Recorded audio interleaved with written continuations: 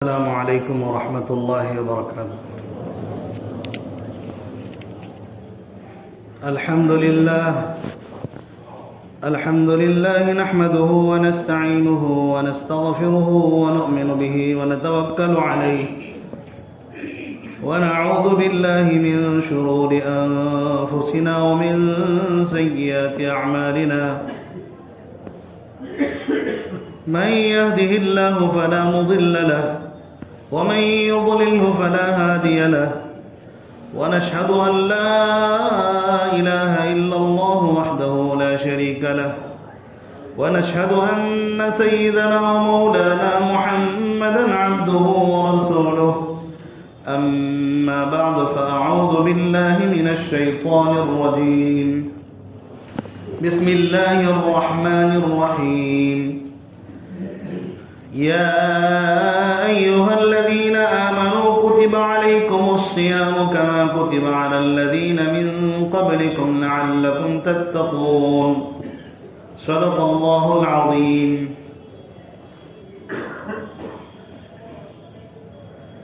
میرے واجب الاحترام بزرگوں اور بھائیوں اور اسلام کے غیور فرزندوں اور عزیز نوجوان دوستوں، اللہ تبارک و تعالیٰ نے ہم سب کو ایمان کی نعمت سے نوازا ہے۔ اللہ تعالیٰ اپنے بندوں سے بہت محبت کرتا ہے۔ اللہ تبارک و تعالیٰ اپنے بندوں سے ماؤں سے بھی زیادہ محبت کرتا ہے۔ یہ ہماری کم فہمی ہے کہ ہم اللہ تبارک و تعالیٰ کی محبت کو سمجھ نہیں پائے۔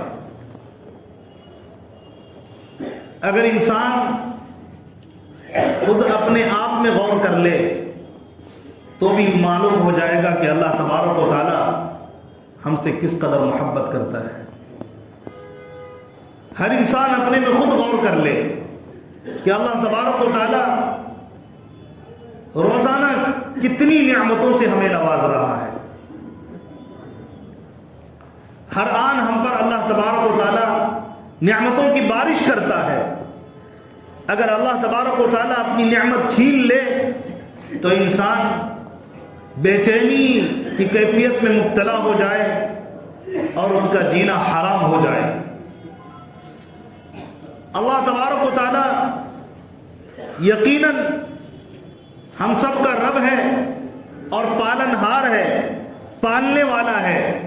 اگر ایک گھونٹ پانی بھی ہمیں ملتا ہے تو اللہ تبارک و تعالی کے دینے کی وجہ سے، عطا کرنے کی وجہ سے ہمیں میسر ہے۔ اللہ تبارک و تعالیٰ کی نعمتوں کو ہم شمار نہیں کر سکتے۔ رات دن میں کس قدر اللہ تبارک و تعالیٰ کی نعمتیں ہمیں میسر ہو رہی ہیں، جبکہ ہم خود اللہ تبارک و تعالیٰ کی نافرمانی کرتے ہیں، پھر بھی اللہ تبارک و تعالیٰ ہم سے نعمتیں نہیں چھینتا ہے، پھر بھی ہمیں نعمتیں دیتا ہے، پھر بھی ہمارا کھانا بند نہیں کرتا، پھر بھی ہمارا پانی بند نہیں کرتا۔ اور اللہ تبارک و تعالی دنیا کی نعمتیں کیوں نہ عطا کرے،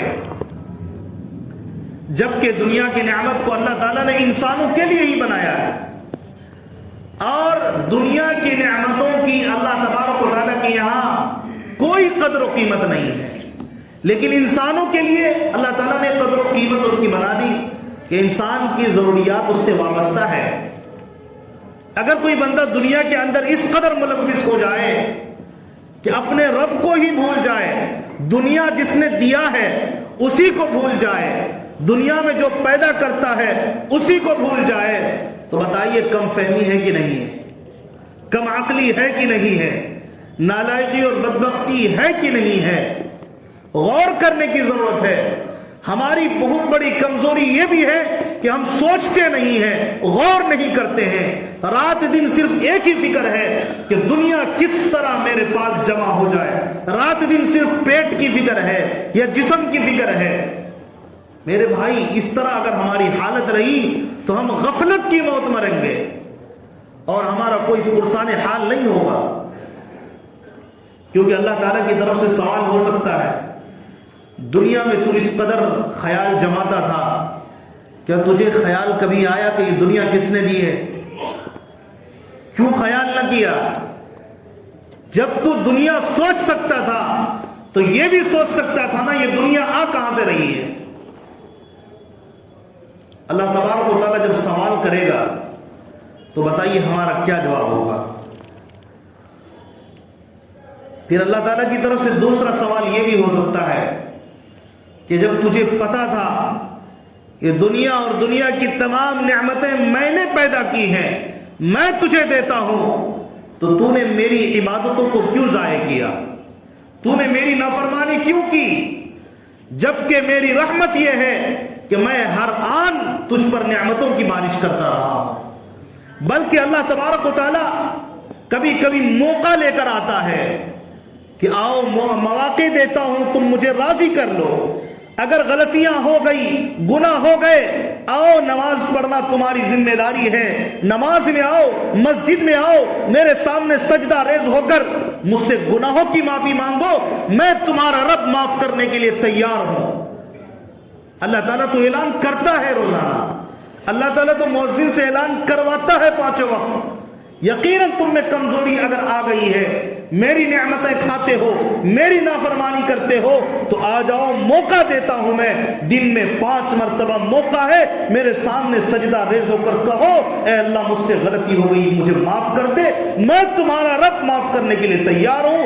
پیارے آقا صلی اللہ علیہ وسلم نے فرمایا کہ جو بندہ پابندی سے 5 وقت کی نماز کی پابندی کرتا ہے اس کے سارے گناہ اللہ تعالیٰ معاف کر دیتا ہے. وہ اس طور پر کہ نبی پاک علیہ الصلوۃ والسلام نے فرمایا جو بندہ 5 وقت نماز کی پابندی کرتا ہے، اگر ایسا ہی ہے کہ فرض کرو اگر کسی کے یہاں جانے کے لیے، ایک طرف سے دوسری طرف جانے کے لیے بیچ میں 5 نہریں پڑتی ہو، اس نہر کو، ہر نہر میں آدمی نہاتا چلا جائے، 5 نہر میں بھی روزانہ نہائے اور آنا جانا کرے، کام پہ جاتا ہے پھر گھر آتا ہے اور 5 مرتبہ نہاتا ہے، تو نبی پاک علیہ السلام نے فرمایا کہ بتاؤ اس آدمی کے بدن پر کوئی میل کچیل رہے گا؟ صحابہ نے کہا کہ اے اللہ کے نبی بالکل نہیں، وہ تو پاک صاف ہوگا. جو 5 مرتبہ نہاتا ہو وہ کیسے میل کچیل والا ہو سکتا ہے؟ پیارے آقا صلی اللہ علیہ وسلم کی باتوں پر اور اندازے بیاں پر میں فدا، میرے والدین فدا. پیارے آقا نے فرمایا کہ اسی طرح جب بندہ 5 وقت اللہ کی بارگاہ میں حاضر ہو کر اللہ کے بارگاہ میں سجدہ ریز ہوتا ہے، اللہ اس کو ایسے ہی گناہوں سے پاک صاف کر کے رکھتا ہے. یہ تو ہماری بدعقلی ہے کہ ہم اللہ تعالیٰ کی نعمتوں کا استعمال کرتے ہیں. اللہ موقع دیتا ہے، ایک موقع یہ ہوا، پھر اللہ تبارک و تعالیٰ ایک موقع دیتا ہے ہفتے میں 1 دن جمعے کی نماز. آؤ جمعے کی نماز میں سب جمع ہو کر مجھ سے مانگو، اپنی اپنی زبان میں مانگو. کوئی انگلش جانتا ہے انگلش میں مانگو، عربی جانتا ہے عربی میں مانگو، اردو جانتا ہے اردو میں مانگو، اور اسی طرح تیلگو جانتا ہے تیلگو میں مانگو، تمل جانتا ہے تمل میں مانگو، بنگالی جانتا ہے بنگالی میں مانگو، بہار کی مختلف زبانوں میں مانگو. میں رب تمہارے ہر ایک کی بات کو ایک ہی وقت میں سنتا بھی ہوں اور ہر ایک کی ضرورت پوری کرنے کے لیے میں رب تیار ہوں. تو مانگو تو صحیح. ہماری کم فہمی ہے کہ مانگتے نہیں. تو اسی طرح اللہ تبارک و تعالیٰ گناہوں کو معاف کرنے کے لیے جس طرح نمازوں کو اللہ تعالیٰ نے فرض کیا تاکہ بندہ اللہ سے قریب ہو جائے، جو دور چلا جاتا ہے، دنیا کی ماحول میں چلا جاتا ہے، اب جو کچھ اتنی دیر میں ایک نماز سے دوسری نماز کے درمیان کچھ گناہ ہو گئے، اب آؤ فجر میں گئے تھے باہر، اب ظہر میں آ کے یہ جو بیچ کا حصہ گناہوں میں گزرا تھا اب آ کر معافی مانگ لو. اس طرح کیا ہوگی؟ ایمان کے اندر نور پیدا ہوگا اور آہستہ آہستہ بندہ گناہوں کو چھوڑنے والا بنے گا. اسی کو اللہ نے قرآن میں کہا ان الصلاۃ تنہی عن الفحشاء والمنکر، یقیناً نماز روکتی ہے بے حیائی اور بری باتوں سے. تو جب یہ پابندی کرنے لگتا ہے تو اس کا دل نہیں چاہتا کہ کوئی گناہ کرے، اس کو شرم آتی ہے کہ میں روزانہ پابندی سے اللہ کے سامنے سجدہ ریز ہوتا ہوں، میں کیوں اللہ کی نافرمانی کروں. تو یہ اللہ تبارک، میں یہ میرا آج موضوع نماز نہیں ہے، میں یہ سمجھانا چاہ رہا ہوں اللہ تعالیٰ بندوں سے محبت کرتا ہے تو مواقع بھی دیتا ہے. اسی طرح ہمیں موقع دیتا ہے سال میں ایک مرتبہ، ایک مہینہ مکمل، اتنا لمبا وقت رمضان مبارک کا اللہ تعالیٰ لے کر آتا ہے اور موقع دیتا ہے کہ 11 مہینے اگر تم نے گناہوں میں گزارے، آؤ ایک مہینہ میرے دربار میں حاضر ہو جاؤ، میں نے رحمتوں کے دروازے کھول دیے، برکتوں کے دروازے کھول دیے ہیں، مغفرت کے دروازے کھول دیے ہیں، آؤ مغفرت بھی لوٹو، آؤ رحمت بھی لوٹو، آؤ برکتیں بھی لوٹو، میں مبارک مہینہ رمضان تمہارے لیے لے کر آتا ہوں، مکمل ایک مہینہ تم آؤ اور پابندی کے ساتھ 11 مہینے میں جو کوتاہیاں ہوئی تھی اس مہینے میں وہ کوتاہی نہ کرنا، اس مہینے میں آؤ اور مکمل پابندی کے ساتھ 11 مہینے کی جو کمزوریاں رہی ہے اس کو ایک مہینے میں پریکٹس کر کے اس کو کمزوری کو دور کرو، ختم کرو اور مجھ سے تعلق کو مضبوط کرو۔ اسی لیے میں نے تمہارے سامنے رمضان مبارک کا مہینہ لایا۔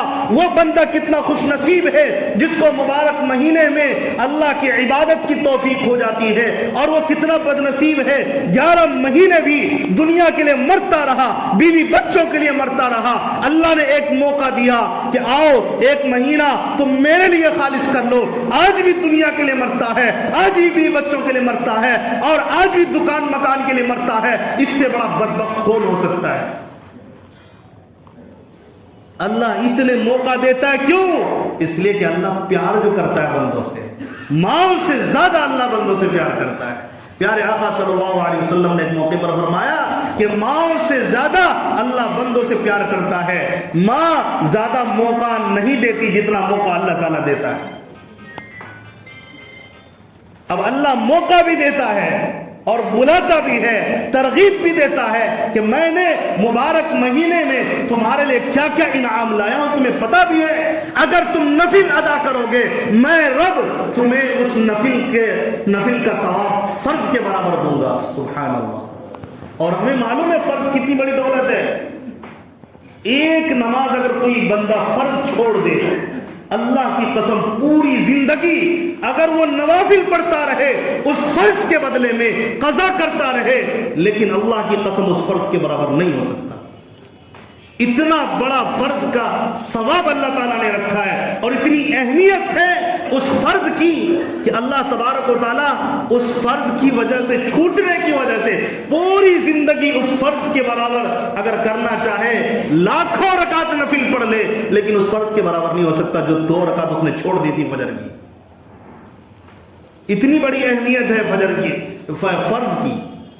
تو اب اللہ تعالیٰ کہتا ہے اب نفل بھی پڑھو گے، نفل بھی پڑھو گے، جو تم آئندہ دنوں میں لاکھوں مرتبہ تم لاکھوں رکعتیں پڑھتے، آئندہ مہینوں میں میں تمہیں فرض کے برابر ثواب نہیں دیتا، لیکن آؤ مبارک مہینہ لایا ہو، اس میں 2 رکعت نفل پڑھو گے تو میں تمہیں فرض کا ثواب دوں گا۔ پیارے آقا صلی اللہ علیہ وسلم نے شعبان کے آخر میں صحابہ کو جمع کیا اور جمع کر کے خطبہ دیا، اس میں یہی سب باتیں نبی پاک علیہ السلام نے فرمایا، اور سب سے پہلا جملہ نبی پاک علیہ السلام نے جو فرمایا کہ قد اظلکم شہر عظیم، کہ تم پر بہترین مہینہ، عظمت والا مہینہ سایہ فگن ہونے والا ہے۔ پیارے آقا کا جملہ تو دیکھیے، غور کیجئے، مزہ آ جائے گا۔ پیارے آقا صلی اللہ علیہ وسلم نے یہ نہیں کہا آ رہا ہے، فرمایا کہ وہ تو رحمت لے کر آتا ہے اور تمہیں ڈھانپنے کے لیے سایہ بن کر آ رہا ہے، تم پہ سایہ فگن ہونے والا۔ اور اللہ کے نبی نے تعارف کروایا شہر عظیم، یہ عظمت والا مہینہ ہے، اور آگے فرمایا شہر مبارک، یہ برکت والا مہینہ ہے، اور آگے فرمایا اس میں ایک رات آتی ہے جو 1000 مہینوں سے بہتر رات ہے، اور وہ لیلۃ القدر ہے، وہ اسی مہینے میں ملنے والی ہے۔ اگر وہ رات کسی کو نصیب ہو گئی، اگر وہ رات کسی کو نصیب ہو گئی تو 1000 مہینے عبادت کرنے کا ثواب ملتا ہے۔ اتنا پیارا، یہ تو قرآن سے ثابت ہے۔ اللہ قرآن میں کہہ رہا ہے لیلۃ القدر خیر من الف شہر، کہ لیلۃ القدر تو 1000 مہینوں سے بھی زیادہ افضل ہے۔ اگر کسی بندے کو پتا چل جائے کہ اللہ مجھ سے اتنا پیار کر رہا ہے، محبت کرتا ہے، پھر بھی مبارک مہینے کو اپنے دنیاوی کاموں میں لگا کر مبارک مہینے سے غافل رہتا ہے، روزہ نہیں رکھ سکتا ہے، تو ظاہر ہے ایسے بندے کی تو بدبختی پر رویا ہی جا سکتا ہے، ان کے لیے دعا ہی کی جا سکتی ہے۔ اس سے بڑی بدبختی اور بدنصیبی میں نہیں سمجھتا کوئی اور ہو کہ مبارک مہینہ اللہ تعالیٰ عطا کرے، اس میں بھی غفلت اور سستی کرے۔ اللہ تعالیٰ نے یہ نہیں کہا کہ کام چھوڑ کر کرو، اللہ کہہ رہا کاموں کے ساتھ کرو لیکن غافل مت رہو، تھوڑا سا کام کو کم کر لو۔ لیکن اللہ کی بنا ہمارے کچھ لوگ اس مہینے میں کام کو بڑھا دیتے ہیں، اور اس قدر بڑھا دیتے ہیں کہ ان کی فرض نمازیں بھی غائب ہو رہی ہیں۔ بس روزہ ہے جیسے کہ کسی جانور کو باندھ کر اسے چھوڑ دیا جائے، بھوکا رکھ دیا جائے، ایسے ہی اپنے آپ کو باندھ لیتا ہے، نہیں سے رمضان کے روز اس کے فرض نماز ادا نہیں کرتا، مسجدوں کو نہیں جاتا، رات دن تجارت کے چکر میں پڑا رہتا ہے، کبھی ادھر سے ادھر بھٹکتا ہے، کبھی یہاں سے وہاں جاتا ہے، اس مہینے کو بھی یوں ہی ضائع کر دیتا ہے۔ 11 مہینے کس قدر جلدی سے گزر گئے پتہ بھی نہیں لگا، لگ رہا ہے ابھی کچھ مہینے پہلے رمضان تھا اور ہمارے سر پہ اب تو رمضان آ گیا۔ بھائی ایک مہینہ بھی اسی طرح گزر جائے گا، اور ایک مہینہ آپ رمضان کی محنت کو چھوڑ کر، رمضان میں اپنے آپ کو سنوارنے کو چھوڑ کر دنیا میں اگر لگتے ہیں تو یاد رکھیے جتنا ملنا ہے اتنا ہی ملے گا، اور اگر آپ نے اس کو دنیا کو کم کر لیا تو ایسا نہیں کہ اللہ تعالیٰ برکت کو چھین لے گا۔ اللہ تو اس مہینے کو لایا ہی برکت دینے کے لیے کہ ابھی تھوڑا کرو گے تو مکمل ملے گا۔ اور نبی پاک علیہ السلام نے اسی میں فرمایا، اسی روایت میں جب صحابہ کو جمع کر خطبہ دیا، اسی میں نبی پاک علیہ السلام نے فرمایا اگر کوئی بندہ نفل ادا کرتا ہے اس کو فرض کے برابر ثواب دوں گا، اگر کوئی بندہ اس مہینے میں فرض ادا کرتا ہے تو اس کو 70 گنا بڑھا کر اس کا ثواب دوں گا۔ ایک فرض پڑھے گا 70 گنا بڑھا کر دوں گا، اور ایک نماز اگر کوئی بندہ جامع مسجد میں آ کر پڑھتا ہے، گاؤں کی مسجد میں آ کر پڑھتا ہے، اس جماعت کے ساتھ نماز پڑھتا ہے، ایک نماز کا ثواب 27 گنا۔ اب 27 گنا کو 70 سے ضرب دے لیجئے تو اللہ تعالیٰ رمضان میں اتنا ثواب دے گا جو بندہ جماعت کے ساتھ نماز پڑھے گا۔ اگر جماعت سے نماز نہیں پڑھا تو بھی اللہ تبارک و تعالیٰ اسے 70 مرتبہ فرض ادا کرنے کا ثواب دے گا۔ تو یہ اللہ تبارک و تعالیٰ نے جو مواقع لائے ہیں، ہم اس مواقع کو اللہ کے لیے نہ گنوائیں، اپنی کارگزاری دیکھیں۔ 11 مہینے ہم نے کن کن جہالتوں میں اور کن کن غفلتوں میں گزارا، کن کن گناہوں میں گزارا۔ اب آئے رب کے پاس اور آ کر کہہ دیں اے اللہ میں تیرے بارگاہ میں حاضر ہو چکا ہوں، تو نے موقع دیا ہے، تو ہمیں معاف کر دے، ہمیں رحمت عطا کر دے، ہمیں برکت عطا کر دے، ہماری مغفرت فرما دے۔ تو یہ اللہ تبارک و تعالیٰ لگاتار ہمیں آواز لگا رہا ہے۔ تو یہ 3 دن کے بعد یہ شروع ہو جائے گا رمضان۔ پیر کے دن زیادہ امید ہے کہ 30 شعبان مکمل ہو، 29 کو چاند نہیں نظر آنے کی امید ہے، تو 30 کو ہی نظر آئے گی، اور 30 شعبان پیر کے دن ہے، سوموار کے دن ہے۔ تو سوموار کے بعد وہ مبارک مہینہ، اس مبارک مہینے کا آغاز ہو جائے گا، بلکہ کہہ لیجئے مغرب سے ہی اس مبارک مہینے کا آغاز ہو جائے گا۔ اس کی قدر تو صحابہ نے کی، پیارے آقا صلی اللہ علیہ وسلم نے اس کی قدر کر کے عملاً بتایا کہ کیسے اس کی قدر کی جاتی ہے۔ صحابہ کرام اس مہینے کے اندر اپنے آپ کو مسجد میں لا کر ڈال دیتے تھے، رات دن مسجد میں پڑے ہیں، اعتکاف کی حالت میں ہیں۔ اکابرین، اولیاء، بزرگان دین، آپ ان کے واقعات کو پڑھیں، بزرگوں سے زیادہ مصروف کوئی اور نہیں ہو سکتا، اور وہ مصروفیت ان کی دینی مصروفیت ہے۔ اگر کوئی بندہ دینی مصروفیت میں لگنا چاہے تو یاد رکھیے جن میں دلچسپی ہوتی ہے ان کے پاس ایک ایک لمحہ، ایک ایک سیکنڈ قیمتی بن جاتا ہے، لیکن ان تمام قیمتی دینی مصروفیات کو چھوڑ کر صرف اللہ کے لیے خالص کر کے مسجد میں آ کر بیٹھ جاتا ہے کہ جب یہ بندہ مسجد میں بیٹھے گا، اب یہاں اعتکاف کی حالت میں کسی سے دنیا کا کوئی تعلق نہیں، یہاں اللہ کا گھر ہوگا، رحمت کے فرشتے ہوں گے اور اللہ ہوگا، اور تنہائی میں یہ بندہ اللہ سے بات کرے گا، تنہائی میں بیٹھ کر اللہ کو یاد کرے گا۔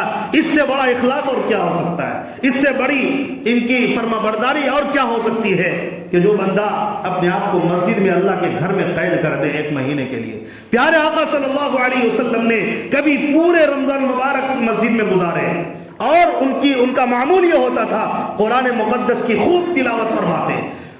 صحابہ کرام نے بھی کئی قرآن کی مکمل کرتے تھے رمضان میں، یہاں تک کہ ان کے نقش قدم پر چلنے والے حضرت امام ابو حنیفہ رحمۃ اللہ علیہ کے بارے میں آتا ہے وہ پورے رمضان میں 60 مرتبہ قرآن مکمل کرتے تھے. سبحان اللہ، 60 مرتبہ قرآن مکمل کرتے تھے. غور کرنے کی بات ہے، ایک قرآن دن میں، ایک قرآن رات میں، اور ایک قرآن تراویح میں. تو یہ حضرت امام 60 61 بعض میں 63 اس طرح کی روایت ہے. تو بہرحال یہ کیوں کر ہوا؟ اپنے آپ کو انہوں نے قرآن کے حوالے کر دیا. تو یہ جو مہینہ آ رہا ہے قرآن پڑھنے کا، قرآن کی تلاوت کرنے کا، اس لیے کہ اللہ تبارک و تعالیٰ نے قرآن مقدس کو اسی مہینے میں نازل فرمایا، اس لیے اس سے خاص تعلق بن جاتا ہے. جس کو قرآن پڑھنا نہیں آتا وہ آ جائے ایک مہینے کے لیے، وہ قرآن کی تصحیح کر لے، یا کاموں کے ساتھ رہتے ہوئے مسجد آنے جانے کا سلسلہ دراز کر دے، بار بار مسجد میں آئے، اللہ کے گھر میں آئے اور قرآن مقدس کی تلاوت کرے اور قرآن کو پڑھے. نہیں آتا امام صاحب کے پاس بیٹھ کر سیکھے اور رمضان اپنے اوپر گویا کہ سوار کر لے. رمضان کے مبارک مہینے میں غفلت سے بالکل باز آ جائے، غفلت نہ کرے، کوتاہی نہ کرے. اگر کوتاہی کریں گے تو ظاہر ہے کسی اور کا نقصان نہیں، نقصان ہمارا ہی ہونے والا ہے. بہرحال اللہ تبارک و تعالیٰ اس مہینے میں ہمیں رمضان مبارک میں مکمل روزے رکھنے کی توفیق نصیب فرمائے. تو یاد رکھیے ایک روزہ بھی اگر ہم نے چھوڑ دیا، ایک روزہ، تو یاد رکھیے تا قیامت اگر ہم روزانہ روزہ رکھیں گے تو اس کا حق ادا نہیں کر سکتے. اس لیے اللہ تبارک و تعالیٰ نے ہمیں یہ بھی بتایا ہے اگر کوئی بندہ جان بوجھ کر روزہ رکھ کر توڑ دے تو اب اس کو 60 روزے لگاتار رکھنے پڑیں گے قضا کے ساتھ، کفارہ بھی کرنا ہوگا. بہرحال وقت ہو چلا ہے، اللہ تعالیٰ ہمیں عمل کی